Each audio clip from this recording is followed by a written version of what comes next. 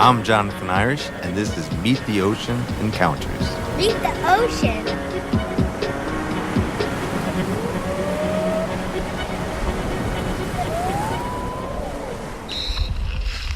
I love diving.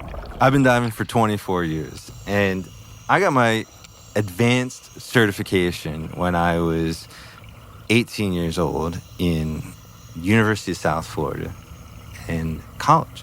And when I was in college, I, was mostly interested in pretty girls in bikinis. And I was going to school in University of South Florida. But I had to take physical education classes. And one of the physical education classes was diving. And I was like, yeah, I'm going to get my license and dive.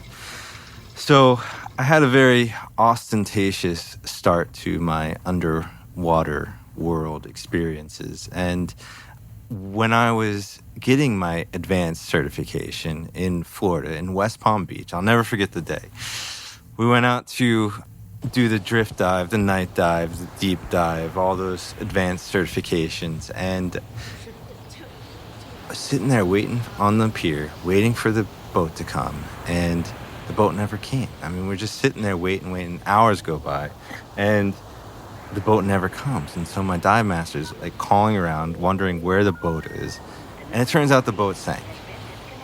The boat sank on the one day that we were supposed to go out and do our advanced certification. So as an 18-year-old, I'm freaking out. Like, what the, And so the dive master's calling around trying to get another boat. And he arranges another boat to come and pick us all up. So this is like 3-4 hours after we're supposed to go out for our advanced certification many dives.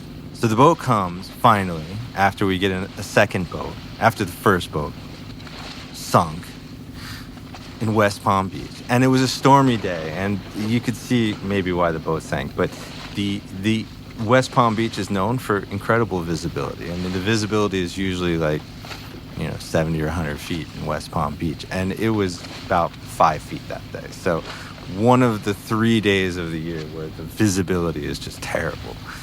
And so this is not looking good, right? This is not a good scenario. So we go out and we start diving, and it's getting late in the day, and we hadn't done our night dive or our deep dive.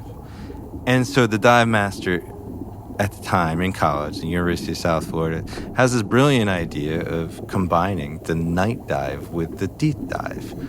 College students, 18-year-old college students figuring this out for the first time. So I'll never forget, and he was very much like a drill master, the waves are rocking and it's just crazy scenario where you just feel like this is not safe, like something is not good here, and the waves are just going crazy, and he's just like go as you go over the board, and it's like, oh my gosh. And it's hard enough to feel comfortable in a deep water environment, but to feel comfortable at night in a deep water environment is even harder. So I'll never forget, we had probably 12 people on board doing this certification, and we go down, and at night diving, obviously the only way you're going down is because your bubbles are going up, so you're following that trail down, and it's just scary as hell. I mean, you can't see anything,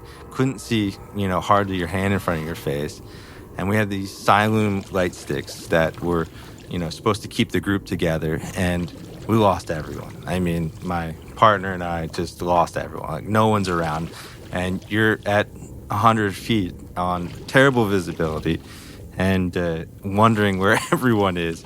And I'll never forget that feeling of going down and just being like, this is crazy. This is like scary, and something bad is going to happen. And then that feeling of getting to the bottom of the ocean, where you suddenly have a sense of place, where you can know where you're at, and suddenly you feel like, okay, I got this, right? Like it's doable.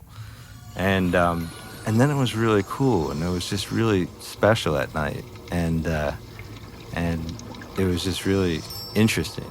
I mean, there wasn't much to see. It wasn't like a really great night dive. It was just being so far down and quiet. And when you had that land, you felt like you could balance that fear out a bit. And so you can't stay long when you're down that far and down that deep.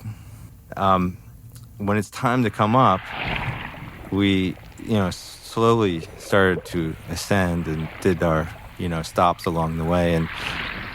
And then we came up at night, and it was like the silent light sticks are up, and it's like everyone's looking around, and we get up and we're pulled on, and it's like, that was incredible. It was crazy. It was scary. And start doing a head count, and there's 2 people missing. And it's like, holy, what? I mean, we came up at the time you're supposed to come up, and it's like, there's 2 people, and they're nowhere to be found. We came up at a time where, you're running out of air at that point. And it's like, these people are not up yet.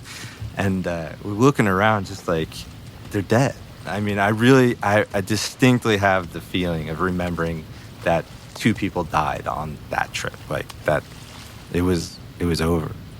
And then suddenly in the far distance, I mean, really far away, a couple hundred yards away, saw these, people waving these light sticks over on the other side. And we went and got them, and they were fine, and they'd just gone off on their own. And really disorganized, crazy experience of diving in the ocean.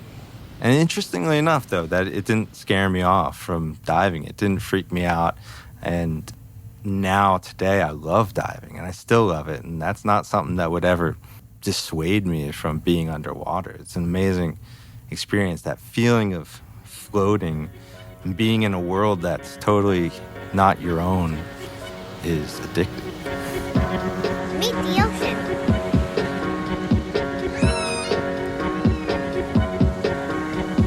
This episode of Meet the Ocean was produced by Paul North and me, Andrew Gettings, with sound design by Kelsey Anderson and original music by Vin Gast.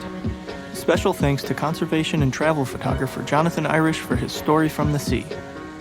Meet the Ocean is a listener-supported nonprofit. You can find more episodes, underwater videos, and ways to donate to our educational outreach at meettheocean.org. We especially invite you to join our Patreon community. For as little as $1 a month, you can support ocean education while receiving prizes and access to behind-the-scenes content. Find out more at patreon.com/meettheocean. We thank you for listening, and until next time, may the salt water be with you.